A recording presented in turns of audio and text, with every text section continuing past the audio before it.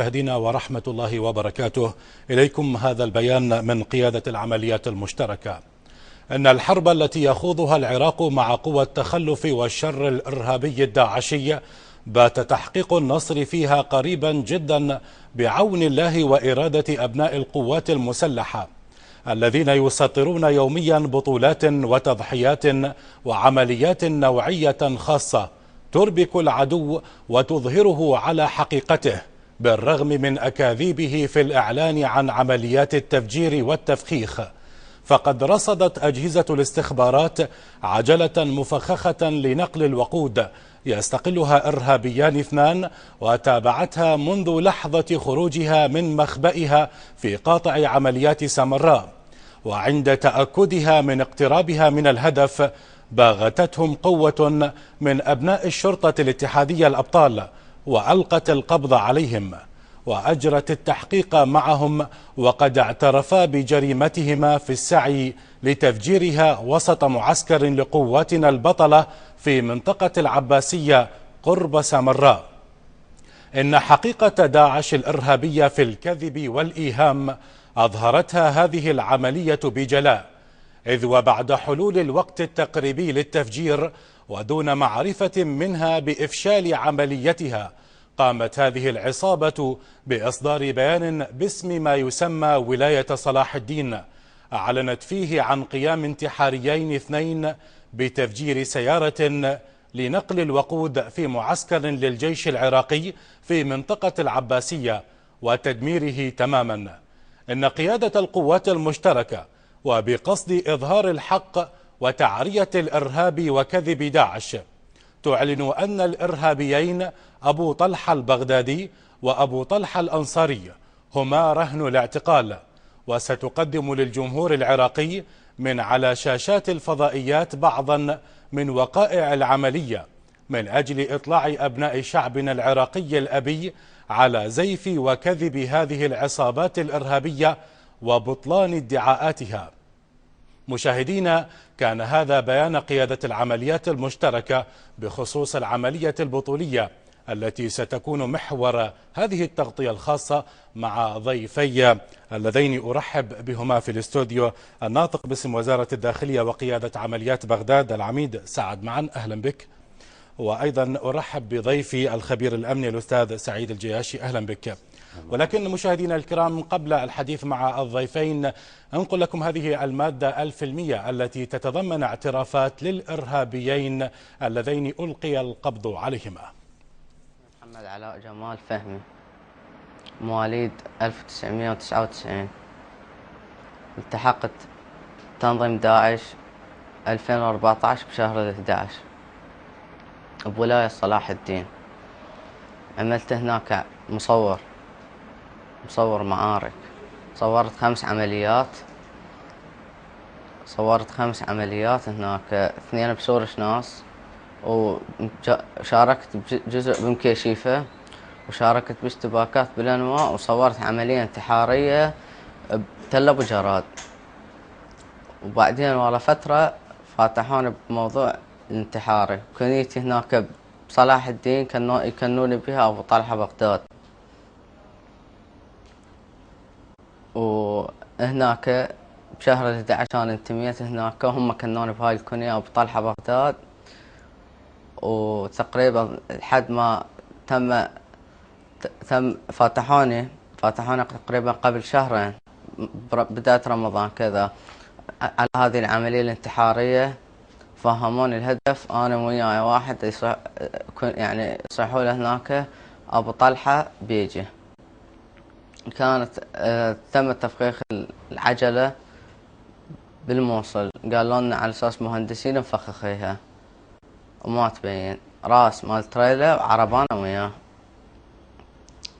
وقالوا لنا الهدف توصلون تنفذون على جسر الحويش اللي يعبر على القلعة. وتم إلقاء القبض علينا من قبل القوات الأمنية باللاين أمام مكيشيفة. اسمي بهاء خميس يونس طرودي أحمد، من مواليد 1994. التحقت بالتنظيم الدولي الإسلامية بشهر الثالث 2014. الملقب أبو طلحة الأنصاري التكريتي. شاركت بعدة عمليات ضد الجيش العراقي والقوات الأمنية، ضمان ولاية الأنبار. بعد إصابتي بيدي اليسرى واليمنى ودوني إلى الموصل لتلقي العلاج، بعد تلقي العلاج ودوني إلى ولاية صلاح الدين إلى مضافة الانتحاريين، وجابوا لنا سيارة مفخخة وذهبنا، وبالطريق مسكتنا القوات الأمنية الجيش العراقي، والعملية كانت لاستهداف جسر الحويش.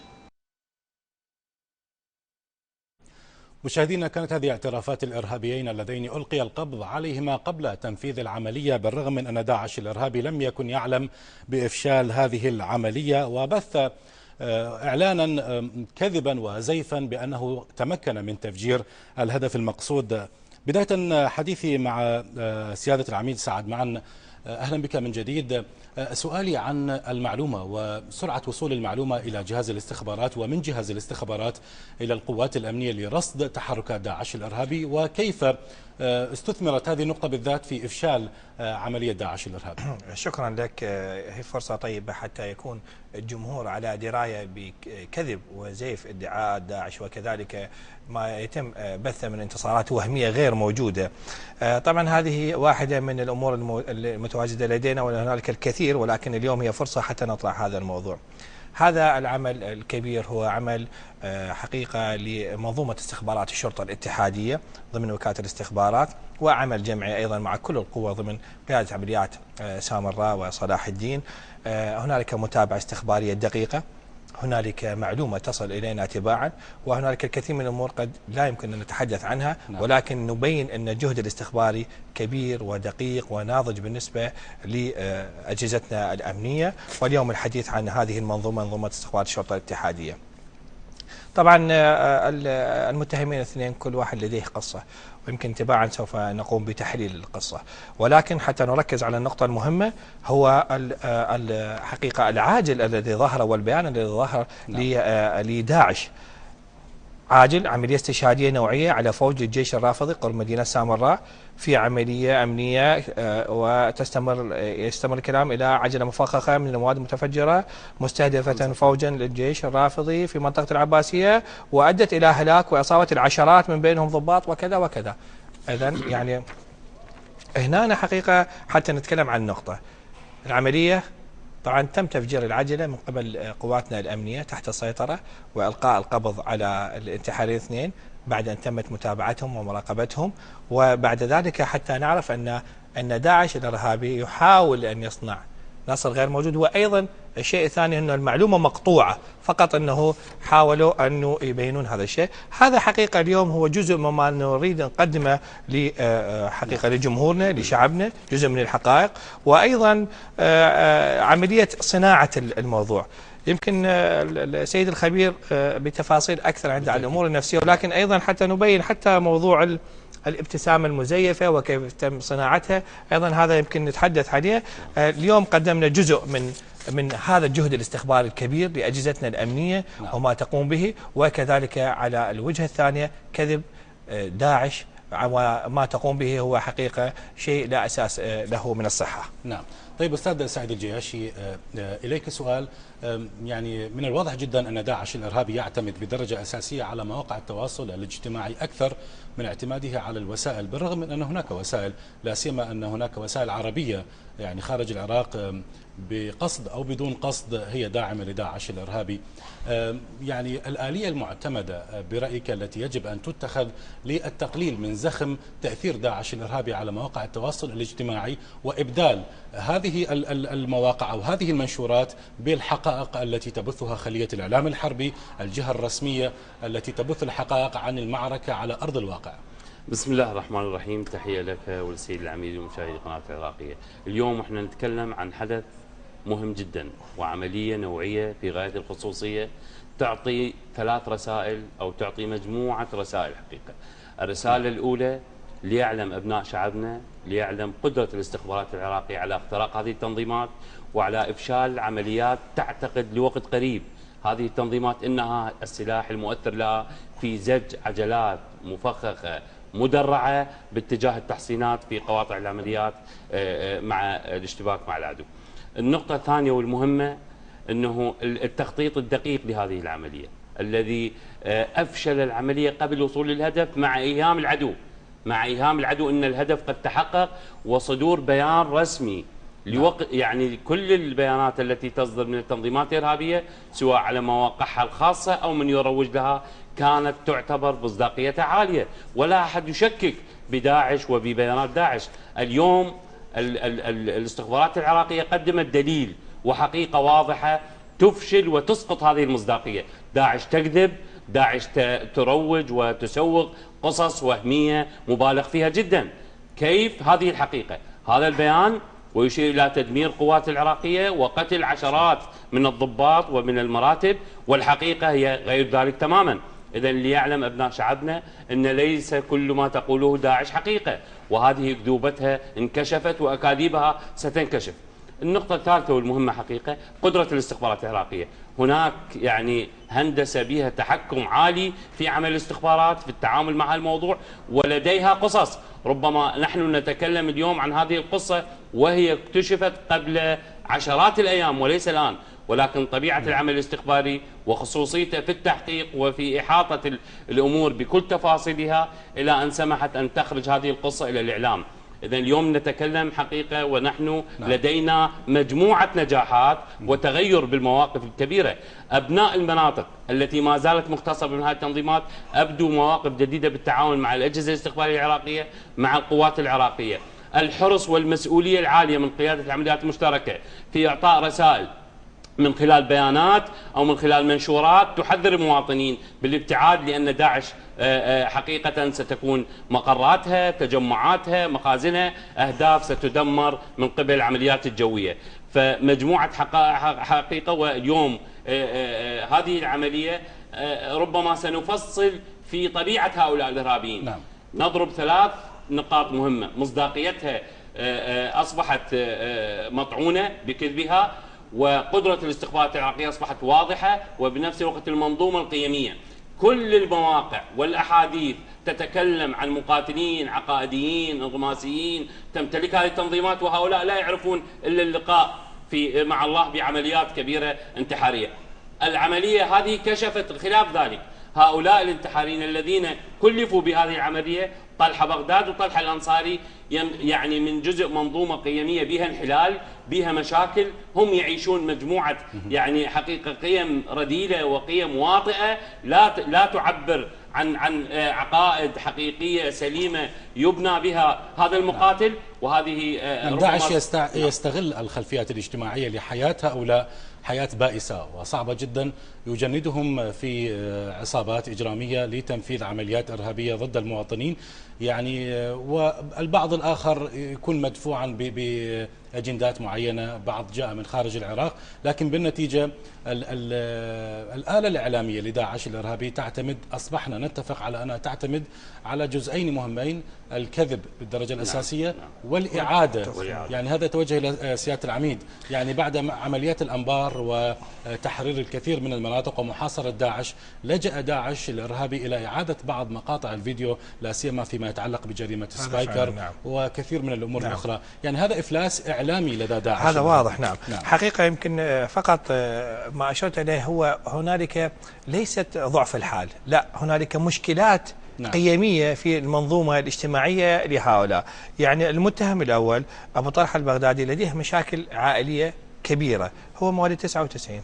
هذه المشاكل العائلية أدت أنه يكون خارج إطار المنزل، ومن ثم عملية استدراجه وزجه في الموضوع. كان يكون في البداية كان إعلامي وبعد ذلك أصبح انتحاري. أبو طلحة الأنصاري هذا المتهم اللي هو بهاء خميس، هذا عنده أيضا مشكلة مع فتاة، والمشكلة أنه أدت أنه بنقمته على الوضع ولم يستطع أن يحصل على هذه الفتاة، قام بالانضمام إلى داعش. طبعا بالمناسبة على حياة نعم. ويعني المتهمين الاثنين هم لا يعني أيضا من التحقيق معهم لا يقتربون إلى الصلاة ولا يعرفون شيء من الموضوع. النقطة الأخرى هو موضوع التضخيم، يعني كلمة كبيرة. أبو طلحة البغدادي، أبو طلحة الأنصاري، وكأنما يخلقون أشياء كبيرة ومن أجساد خاوية لا تحوي لا عقيدة ولا إيمان ولا شجاعة ولا بسالة، وهذا كله واضح يعني حقيقة من المعطيات. ما أشرت إلى نعم في انطلاق عمليات تحرير الأنبار بصورة عامة والرمادي والتقدم الكبير لقواتنا الأمنية وعجز داعش عن المواجهة المباشرة، بدأوا يستخدمون أسلوب ضخ ما موجود لديهم من أفلام ونصفها طبعا هي غير واقعية وغير حقيقية. والشيء الآخر هو التركيز على النقاط الإعلامية في المناطق الموجود فيها داعش الإرهابي. هذه النقاط الإعلامية يقومون بعمل ضخ ومحاكاة محاولة منهم لعملية سحب الشارع باعتبار أنه اليوم هم المصداقية فقدوها، وكذلك يعني سيادة العميد نقمة من الجمهور عليهم. يعني لا أريد أن أستخدم مصطلحات ربما لا يعرفها المشاهد، يعني كمصطلح الكروما ومصطلح المونتاج والجرافيكس وكثير. يعني داعش الإرهابي لجأ في بعض مقاطع الفيديو خصوصا فيما يتعلق بذبح الرهائن، ونشرت مواقع التواصل حول فضيحة داعش الإرهابي بتزييف الحقيقة. يعني هنا دور الإعلام العسكري في توضيح هذه القضايا الخاصة والمهمة جدا بالنسبة للمواطنين. يعني ما هي الخطوات المتبعة؟ لله الحمد. يعني تكلمنا عن خلية الإعلام الحربي وهي ترتبط بمجموعة من الخبراء، وجوهر عملنا هو المصداقية. نعم. يعني الأخبار التي تنقل من خلال خلية الإعلام الحربي إلى الجمهور كلها حقيقة فيها مصداقية 100%، لا ننقل إلا وقائع الأمور وما يحصل على الأرض. والشيء الثاني هي أيضا دراسة نفسية اجتماعية إعلامية لكل مجريات الأمور، وكذلك ما تحليل ما يقوم به داعش الإرهابي. واليوم يعني ليس فقط في العراق، حتى خبراء أجانب يعرفون جيدا أن داعش هنالك تقهقر كبير جدا على أهم شيء تعتمد عليه، ألا وهو الإعلام ومنظومة جعل هنالك موضوعة رعب ودار التوحش وإخافة للمواطنين، وبالتالي محاولة لتحقيق إنجاز لا يوجد، أي أنه تحقيق النصر قبل أن يكون هنالك التحام حقيقي. طبعا الالتحام الحقيقي اليوم هم عاجزين عنه. هذا الموضوع اللي يعتمدون عليه وهو الموضوع الأساسي اليوم أيضا هم في زاوية ضيقة جدا. طيب يعني أستاذ سعيد، حدثنا عن خطورة تصديق زيف داعش الإرهابي من قبل البعض الذين ربما لا يعرفون يعني الفرق الواضح بين الحقيقة والكذب فيما يبث في مواقع التواصل أو بعض الفضائيات المسمومة الداعمة لداعش الإرهابي.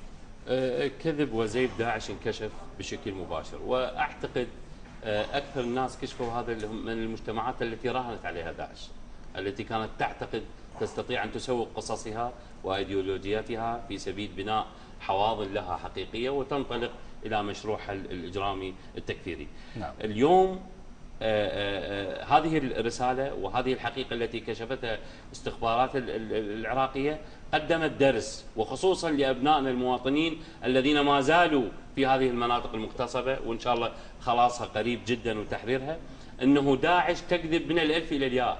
داعش لا تمتلك عقيدة سليمة، داعش لا تجند تجنيدا عقائديا وفق ما يطرح بشعاراتها وخطبها. داعش تستخدم أدوات الجريمة بكل أنواعها وتوظف من نوعا من الناس كما نراه اليوم، مجموعة مشاكل، هم لا يصلون، هم غير لديهم التزام، هم مجموعة حقيقة علامات كبيرة مؤشر عليهم ويسوقون بهذا الاتجاه. داعش تعتمد بشكل واضح حقيقة السوشيال ميديا، والإعلام مالها كان مؤثر من خلال خطب، من خلال تجنيد، من خلال رسائل الخوف والرعب والعمليات النفسية التي تقوم بها وتؤثر على المجتمع بشكل أو بآخر. اليوم الوضع مختلف، اليوم أبناء الفلوجة يتعاونون وقدموا معلومات، تم تدمير أكبر معمل تدقيق في الفلوجة.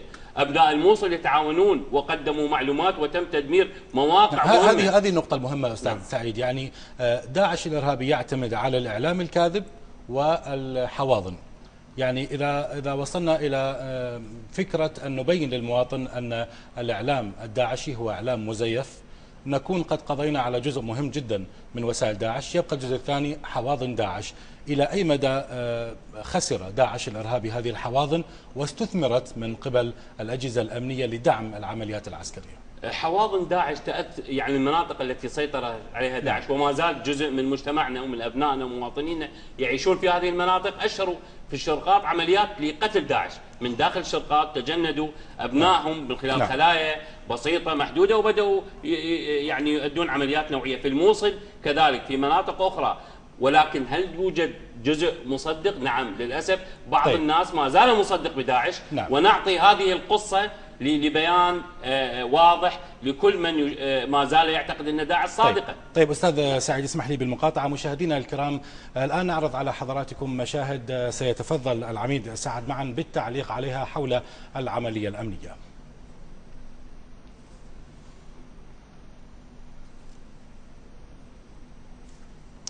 يعني هاي حقيقة يا ريت انه يكون اعادة. هذا طبعا المشاهد او الفيديو التصويري هو لنشاط لاستخبارات بغداد، مكافحة وإرهاب استخبارات بغداد ضمن وكالة الاستخبارات المدير العام للاستخبارات ومكافحة الإرهاب في وزارة الداخلية والتنسيق مع قيادة عمليات بغداد، تنسيق عالي المستوى. حقيقة هذا المتهم وليد هذا المسؤول عن عمليات التفجير الأخيرة، أكثر من يعني 10 عمليات استهداف للمواطنين في مناطق مختلفة من بغداد. وهنا نبين الجهد الكبير جدا والمتابعة الدقيقة والمراقبة لهؤلاء الإرهابيين، وأيضا منظومة الكاميرات ومنظومة التعاون أيضا الكبيرة الواسعة للمواطنين وكيفية الوصول إلى هؤلاء. يعني إذا حقيقة يعني نشغل الفيلم حتى نشوف هذول الثلاثة اللي مسؤولين. كانوا أول عملية استهداف كانت في منطقة باب المعظم في عملية رصف إحدى العجلات ومن ثم تفخيخها، بعد ذلك الانتقال إلى منطقة أخرى. هاي الصور وبعد ذلك سوف يكون أيضا الفيديو. حقيقة عمل كبير لاستخبارات بغداد. هاي طبعا المدخل إلى باب المعظم، هذا الاعتداء الإرهابي. بالمناسبة احنا يمكن يوم أمس عرضنا إفادة بعض من هؤلاء المتهمين.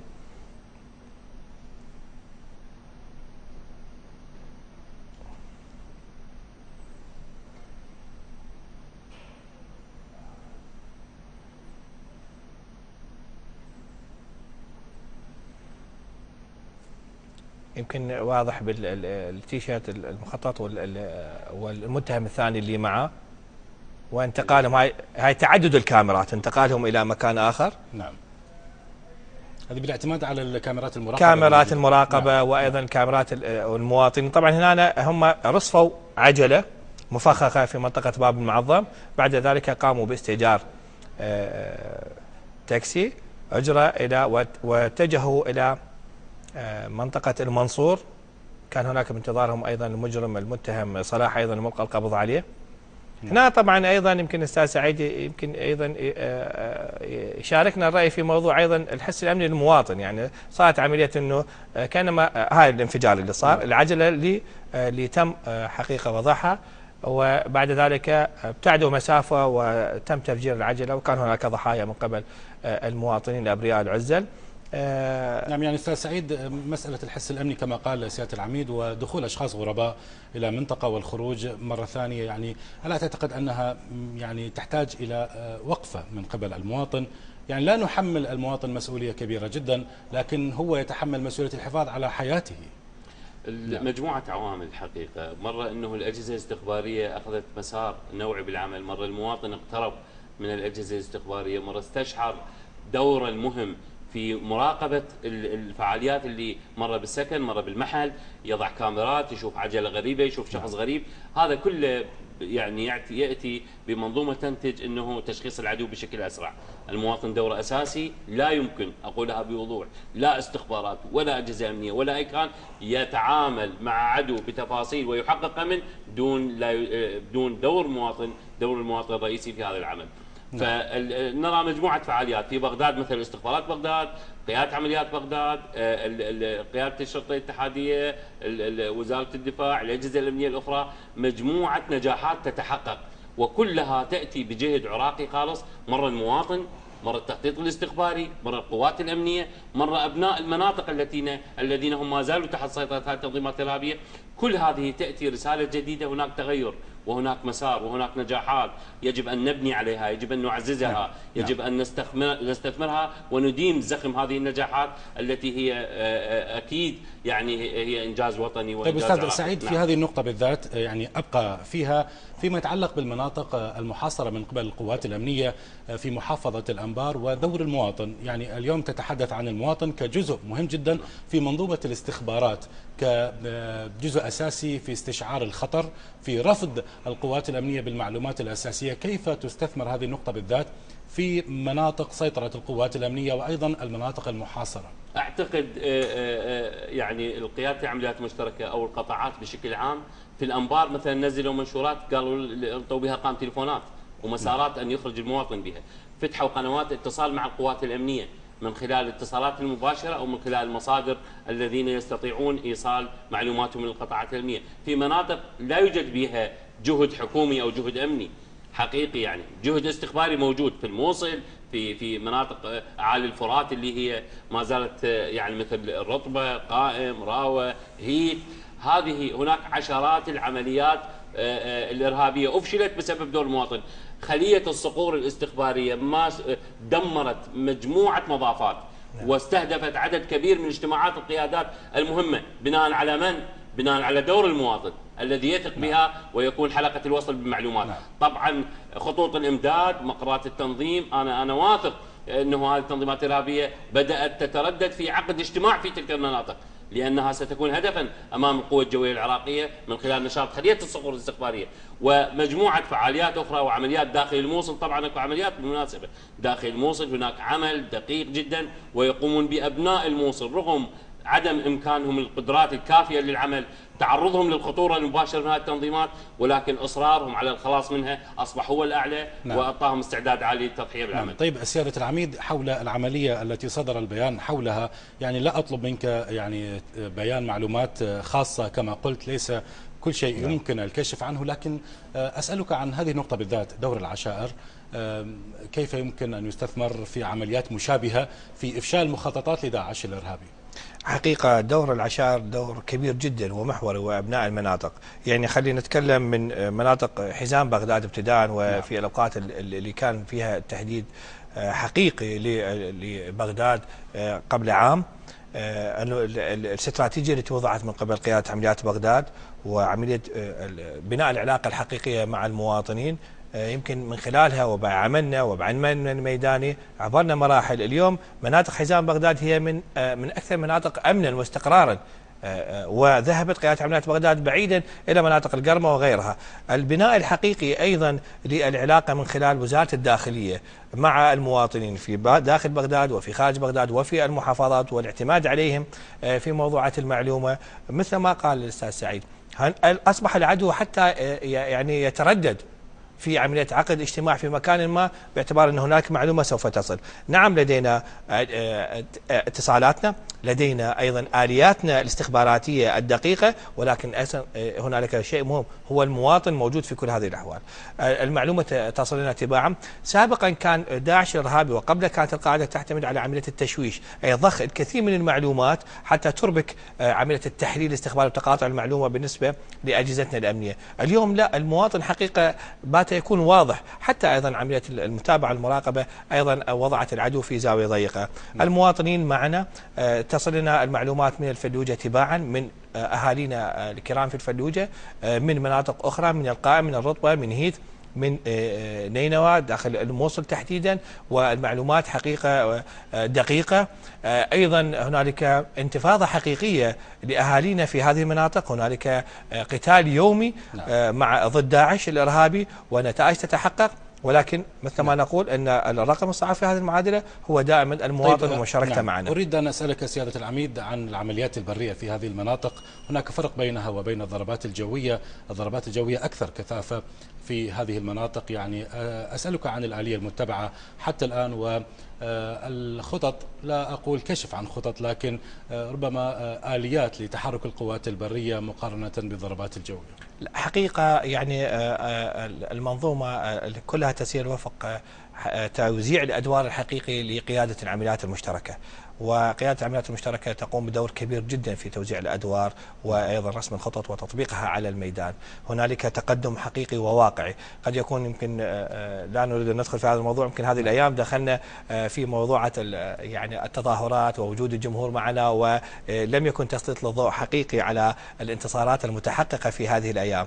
هنالك إنجاز كبير جدا وخاصة في قاطع الأنبار وتحديدا في الرمادي وتقدم لقواتنا الأمنية، وكذلك الحال في القرمة انتصارات تتحقق. والقوة الجوية والضربات الجوية لها دور كبير جدا. أولا تقويض العدو، تدمير كامل لدعاماته، بل وصلنا إلى مرحلة حتى أن عملية انتقال عجلة من مكان إلى آخر وهي تحت رصد ونقوم بعملية قصفها وضربها. ولكن أن تسألني قد يكون بعض المحاور التقدم فيها نوعا ما هو ليس بالسرعة الكبيرة باعتبارات كثيرة، منها أن عمليات التفخيخ التي تكون، وأيضا عمليات يعني أجلك الله حتى الحيوانات التي موجودة في هذه المناطق يتم تفخيخها من قبل داعش الإرهابي. لدينا اليوم خبرة كبيرة في التعامل في هذا الموضوع، وأيضا خبرة هندسية في عملية تفكيك هذه العبوات أو المنازل المفخخة. ولكن حتى نطمئن جميع العراقيين أن الأمور العسكرية تسير وفق ما مخطط لها وباتجاه صحيح، وإن شاء الله عملية التخلص من داعش الإرهابي في هذه المناطق هي قريبة إن شاء الله. نعم أستاذ سعيد، لديك خبرة كبيرة جدا في التحليل النفسي للعمليات العسكرية وأيضا المسلحين. يعني الانتصارات السياسية، الانتصارات على مستوى الحكومي، والانتصارات العسكرية التي تحدث عنها سيادة العميد سعد معا، كيف يمكن أن تؤثر على معنويات داعش الإرهابي في هذه المرحلة، خصوصا أن داعش اليوم يشاهد البيان الذي صدر عن قيادة العمليات المشتركة ويكتشف أنه تورط في مشكلة كبيرة جدا، مشكلة أنه ظهر زيفه أمام المواطنين؟ أعتقد داعش قبل سنة شيء واليوم شيء آخر. نعم. حتى في قواعد الاشتباك، حتى بالتعامل في الظروف الصعبة مع هذه التنظيمات الإرهابية، كانت لديها مجموعة فعاليات عمقها الدفاعي، تحصينها، انسحابها، حركتها، كان بها عمل نوعي. اليوم داعش ابناء الحشد الشعبي، ابناء القوات المسلحه يتكلمون عن وضعهم قاطع علامات، يتركون قتلاهم، يتركون اسلحتهم، شكلوا لجان اعدامات، قاموا بقهر الناس، تنفيذ حدود ما يسمى بين هلالين، حدود شرعيه داخل المدن. نعم. كل هذه نتيجه ارتباك ونتيجه حقيقه شعور نفسي بالاحباط وشعور عميق، وهناك انقسامات داخل تنوع هذه التنظيمات، من هو أجنبي، من هو عربي، من هو عراقي، أيضا من هو عراقي، من هو ينتمي لبعثي سابق، ينتمي لجزء أمنية أو أيديولوجي وفق الفكر السلفي. كل هذه ظهرت الآن. سبب هذا الظهور هو انهيار المعنويات، هو المستقبل المجهول وكشف الزيف. اليوم المجتمع وحتى الذي يؤمن بداعش إيمانا كاملا عندما يكشف الزيف الحقيقي الذي أتى إليها بنية أنها تنظيم إسلامي أو بنية أنها تقيم حكم الله في الأرض بين هلالين، الآن كشف هذا الزيف، وبالتالي يحصل تراجع نفسي، يحصل ارتباك، يحصل ضعف، يحصل إحباط، وتحصل لديه مشاكل كثيرة تؤثر على قناعاته وتأخذ بإرادته. هذا شكل واضح والنتائج اليوم واضحة. العملية النوعية هاي اليوم اعطت رسالة واضحة. لكن أستاذ سعيد يعني تصدر بيانات كاذبة. تعامل الإعلام مع هذه النقطة بالذات حقيقة داعش، وتحدثت عن التطرف الفكري لداعش والكذب في العقيدة. يعني تعامل الإعلام مع هذه النقطة بالذات تعامل نسبي ومتباين للأسف الشديد نقولها. يعني بعض وسائل الإعلام تقول أن داعش منحرف فكريا، والبعض الآخر يصفه بأنه تنظيم الدولة الإسلامية لحد الآن، بالرغم من أن هناك مطالبات كبيرة جدا وكثيرة من قبل المؤسسات السياسية والمؤسسات الدينية بأن تلغي هذه التسمية وتعوض عنها بداعش، لأن داعش مجموعة إجرامية وليست مجموعة عقائدية. لكن ما زال هناك تباين كبير جدا. هاي رسالة مهمة. يعني وسائل الإعلام اليوم هي رسالة الصوت والأمانة المهنية للعالم وللرأي العام. بعض وسائل الإعلام ما زالت تكرس وتخدم هذه التنظيمات الإرهابية بشكل مباشر أو غير مباشر، هذا يحصل من خلال خطابها. بريطانيا أعطي موقف كلش دقيق ومثال مصداق. بعد قتل 30 بريطاني في تونس في العملية التي حصلت في تونس، اجتمع مجلس العموم البريطاني وحضر رئيس الوزراء البريطاني، وطالب بالاجتماع. قال عندما وسائل الاعلام والبي بي سي مثلا تقول تنظيم الدوله، يذهب المتلقي في الراي العام في اوروبا في بريطانيا الدوله الاسلاميه، يصير ملازمه بين الاسلام وبين العمل الارهابي، وبالتالي اتخذ قرار بريطانيا اتخذت بتسميه داعش ويمنع تسميه الدوله الاسلاميه او ما يسمى بدس في وسائل الاعلام. هذه الدول اكتوت ب 30 او 40 شخص نتيجه عمليه ارهابيه، اليوم احنا دماءنا تسيل وابنائنا وفي حرب مقدسه حقيقيه، ونقدم فلذات الاكباد من الشهداء، من الابطال، من ابناء الحشد، من كل ابناء العراق الذين دخلوا في هذه المواجهه الشريفه. وسائل اعلام عراقيه او عربيه تتكلم انه تنظيم الدوله وتخدم هذا التنظيم بشكل او باخر. اعتقد اليوم ماكو عذر، اليوم انت اما مع او ضد، اليوم العالم كشف هذه الهويه بشكل واضح وتغيرت مواقف دول. اليوم بعد هذا البيان لا يمكن ان نصدق ببيانات داعش، واقول لا يمكن لوسائل الاعلام عندما تتلقى اي بيان من داعش، هذه داعش تقول قتلت ودمرت وهي تكذب ومجرميها تحت قبضه العداله بفعل قوه العمل الامني الاستخباري العراقي. يعني هذه حقيقه هي نقطه مهمه، يعني حتى اضيف لها موضوع الدقه وتوخي الحذر في نقل المعلومه. يعني بعض الاحيان بعض وسائل الاعلام قد يكون بداعي انه سبق الصحفي أو غيرها، أو تكون مأجورة أو لديها أجندة معينة وتقوم بعملية نقل الخبر دون الرجوع إلى مصادر الخبر. يعني أنت اليوم مثلا هذا الخبر اللي صار في ضمن قاطع عمليات سامراء، احنا كقوات امنيه موجودين وعمليه الاجابه عن التساؤلات ايضا موجوده وسريعه، ولكن مع الاسف انه بعض القنوات العراقيه وحتى بعض القنوات العربيه تقوم بنقل الخبر وكانما هي تتبنى الموضوع، ليس نقل الخبر وانما تبني الخبر واعطاء ايضا عمليه تضخيم، وكانما يريد ان يضفي شيء الى داعش الارهابي، بينما هنالك قناه مفتوحه، هنالك اتصالات مستمره واجابات مستمره، وايضا حتى عندما يكون هناك استهداف أو عملية إرهابية ضد المواطنين الأبرياء، ترانا بعد 5 دقائق أو 10 دقائق نقوم بإعطاء المعلومة بعد أن نأخذ كل حيثيات هذا الاعتداء ونعطي المعلومة أولا بأول مع الجمهور. هذه أيضا رسالة إلى الجميع حتى لا تقع هذه وسائل الإعلام هذه في هذا الكمين، أي كمين نقل الأخبار غير الدقيقة والصحيحة. طيب سيادة العميد، هل ستستمر هذه الآلية من قبل الإعلام الحربي في الرد على ما ينشره داعش الإرهابي؟ وما هي الآلية المتبعة في تعيين الأولوية؟ يعني بعض المنشورات تكون لهواة، يعني حقيقة نتكلم، بعض الهواة الذين يتحدثون باسم فلان أبو طلحة، فلان البغدادي، فلان كذا، وهو يعني ليس بداعش وإنما مجرد عابث بالسوشيال ميديا، والبعض الآخر من المنشورات يعني من جهات مرتبطة بداعش الإرهابي. كيف ترد أو يرد الإعلام الحربي على ما ينشره داعش؟ يعني كما قلت لك، يعني يمكن نذهب إن توجيهات السيد القائد العام للقوات المسلحة السيد رئيس الوزراء، أهم شيء في موضوعنا هو التعامل بمصداقية ونقل الحقيقة كما هي، هذا ما نبني عليه كل أمورنا. وبعد ذلك هنالك كما قلت لك لدينا خبراء ولدينا عملية تحليل وعملية رصد ومتابعة، وأيضا اليوم وصلنا مراحل متقدمة في التقنية الحديثة سواء على مواقع التواصل الاجتماعي، ونخص بالذكر تويتر أو الفيسبوك خاصة، وأنه العدو الإرهابي يعتمد نوعا ما أكثر على التويتر أكثر ما اعتماده على الفيسبوك، وقطعنا أشواط متقدمة في هذا الموضوع. وأعتقد أستاذ سعيد يمكن أيضا عنده التفاصيل أكثر عن هذا الموضوع، وخاصة في المواضيع التي تخص التحليل النفسي لهذه الموضوعات. نعم تفضل. أعتقد اليوم الرسالة العراقية واضحة، نقول الحقيقة. نعم. حتى وإن كانت هذه الحقيقة مضرة، يعني يجب أن ننقل فعاليات قطاعاتنا، يجب أن ننقل جهودنا على الأرض، يجب أن ننقل أيضا ما نتعرض له من العدو بشكل صادق وأمين إلى الرأي العام العراقي.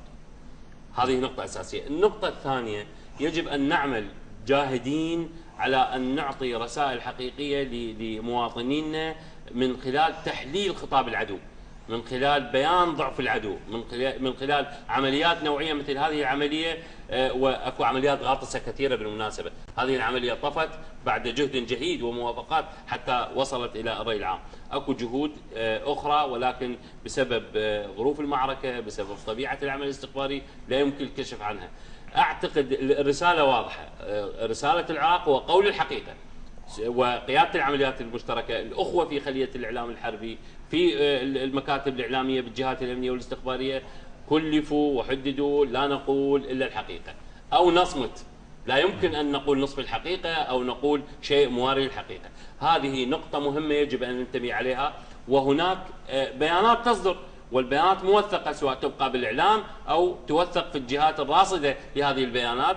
أي شيء لا يمكن خلاف هذا. حتى من يحصل تراجع يجب أن تظهر رسالة تحليلية لماذا حصل هذا التراجع، لماذا مثلا على سبيل المثال دار حديث كبير عن عمليات الأنبار، وهل هي توقفت أو استمرت، في حين أتى التوضيح أن الخطة محكمة وفق توقيتات. هذا ليس تأخيرا، هذا وقتا محسوب للخطة وفق تقديرات القيادات الميدانية الموجودة على الأرض وتضع الأسبقيات هناك. إذن كل الأسئلة أو كل الملاحظات يجب أن نعطي تحليلا صادقا لها. نعم، يعني أستاذ سعيد، نعم. يعني اليوم نحن نكذب ما ينشره داعش وهو كذب بالفعل، لكن هناك من يقول أن بوصلة تفكير المواطن يجب أن تتحرك إلى درجة أن نصل إلى مرحلة أن نتجاهل ما ينشره داعش الإرهابي، حينما تصبح القوات الأمنية والمواطن العراقي وكل طرف في هذا البلد ووطني يصبح في بوتقة واحدة، هو تجاهل ما ينشره داعش، ويعرف مسبقا وبشكل تلقائي أن ما ينشره داعش هو كذب ليس واقعا. أنا أرد بمصادق حقيقة، وأميل دائما في تحليلي أن أعطي المصادق، لأن داعش لديها جهات تخطط لها، لديها خبراء يصنعون قصص، يفبركون، يؤثرون على معنويات الناس. داعش رد عليها مروان الجبوري ابن الزوية التي دمروا منها 500 بيت وقتلوا أبنائه. مروان الذي عبر الزاد من أجل مقر عسكري للقوات العراقية سيطرت عليها التنظيمات ورفعت الراية عليه، راية داعش.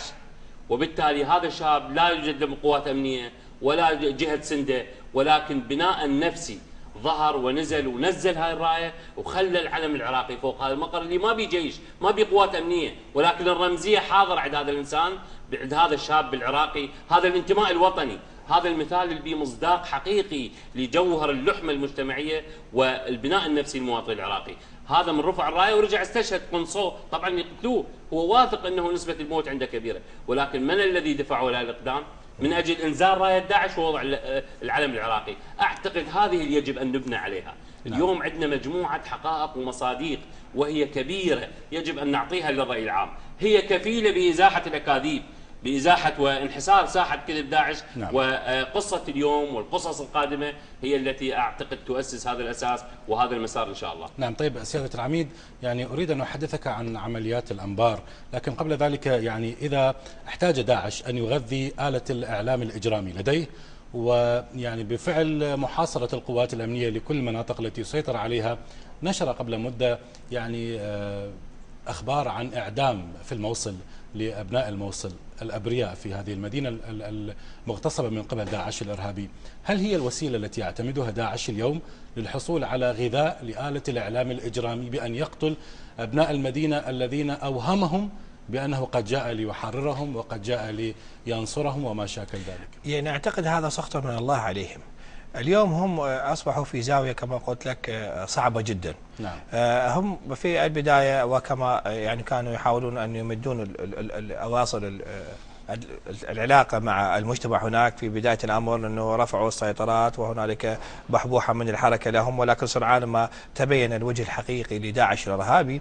الثورة الحقيقية الموجودة في الموصل باتت واضحة للجميع، وخوف داعش الإرهابي أيضا واضح. هنالك عدة صراعات، صراع بين داعش أنفسهم، أين بين داعش منهم العراقيين وداعش الذين هم من خارج العراق. هذا صراع واضح جدا على المال، على النساء، على غيرها. الشيء الثاني هو الصراع الحقيقي لأهالينا الكرام في داخل الموصل، وكذلك نتكلم عن الفلوجة ضد داعش الإرهابي بكل مسمياتها، سواء كانت داعش اللي بجنسية عراقية أو بجنسيات أخرى. هذا الموضوع كله دفع داعش إلى أن يقوم بترجمة ما موجود في أذهانه من دم وسفك للدماء، وأيضا ترجمة ما موجود عنده من إدارة توحش بعملية اغتيال وقتل المواطن. بالنتيجة هذا طبعا سوف يزيد من غضب الجمهور المتواجد هناك، وأيضا حقيقة زيادة بالقوة ورباطة الجيش والصبر الموجود عندهم، وبالتالي الانقضاض على داعش الإرهابي. داعش في الموصل سوف يحطم من الداخل وسوف تصل قواتنا الأمنية من الخارج. سيادة العميد، فيما تبقى من دقائق قليلة، يعني هناك يعني حديث عن عملية الأنبار ويعني وصف لتقدم القوات الأمنية والأماكن التي يسيطر عليها. تفضل. نعم، حقيقة يعني هنالك محاور 4 تتقدم فيها قواتنا الأمنية إلى الرمادي، المحور الشمالي والغربي والجنوبي والشرقي، والمحاور تتقدم بشكل رائع وكبير، وصلت إلى النقاط المرسومة لها. ويعني نتكلم عن المحور الجنوبي، واليوم احنا في منطقة حي التأميم، وهي منطقة أحكمت من خلالها كل حقيقة عملية تحرك لداعش. يضاف إلى ذلك العملية المستمرة في القرمة وجنوب غرب الفلوجة، وأيضا بوجود الأبطال أيضا من الحشد الشعبي وقيادة عمليات بغداد والتشكيلات الأخرى. المحور اللي موجود به أيضا الشرطة الاتحادية الأبطال ووصولهم إلى حصيبة ومن ثم تجاوز هذه المنطقة مع أبطال الجيش العراقي المتواجدين هناك، وأيضا دور كبير جدا لجهاز مكافحة الإرهاب وكل القوى الموجودة هناك. أود أن أقول يعني التقدم حقيقة أصبح واضح، ووصلنا إلى الأهداف المرسومة في المرحلة هذه، واليوم هنالك قبضة حديدية على داعش الإرهابي موجود هناك. يضاف إلى ذلك استمرارية عملية المسح الجوي والضربات الجوية المستمرة هناك، وأيضا عمليات أخرى في مناطق مختلفة. يعني قيادة عمليات الجزيرة أيضا تقوم بأدوار كبيرة في هذه المرحلة. نعم. طيب أستاذ سعيد، يعني باختصار كيف تقيم الخبرة الأمنية لدى القوات الأمنية اليوم التي تطورت بشكل كبير جدا عن السابق، وهذا تطور طبيعي جدا يعني بحسب معرفة القوات الأمنية لطبيعة التعامل مع العدو؟ الخبرة الأمنية مختلفة ونتائجها تقيمها على الأرض: عملية سخم المعنويات، إدارة المعركة، قواعد الاشتباك، الانتصارات التي تحققت، الانسجام بين أبناء الحشد الشعبي والقوات المسلحة وأبناء وزارة الداخلية من الشرطة الاتحادية. هاي التشكيلة الوطنية التي تعطي رسالة واضحة أن المعركة معركة وطن، والمعركة يجب أن نمضي من أجل تحرير أو خلاص هذا الوطن بكل مناطقه من هذه التنظيمات الإرهابية. إذن العمل كبير حقيقة، والخبرة أصبحت خبرة تراكمية وبها نتائج كبيرة إن شاء الله، وربما الميدان هو خير اختبار ويعطي نتائج كبيرة للرأي العام. بالتأكيد. الأستاذ سعيد الجياشي الخبير الأمني، شكرا جزيلا لك، وشكرا لسيادة العميد سعد معن ناطق اسم وزارة الداخلية وقيادة عمليات بغداد. شكرا جزيلا لكما. مشاهدينا الكرام، شكرا لكم أنتم أيضا، وفي أمان الله ورعايته.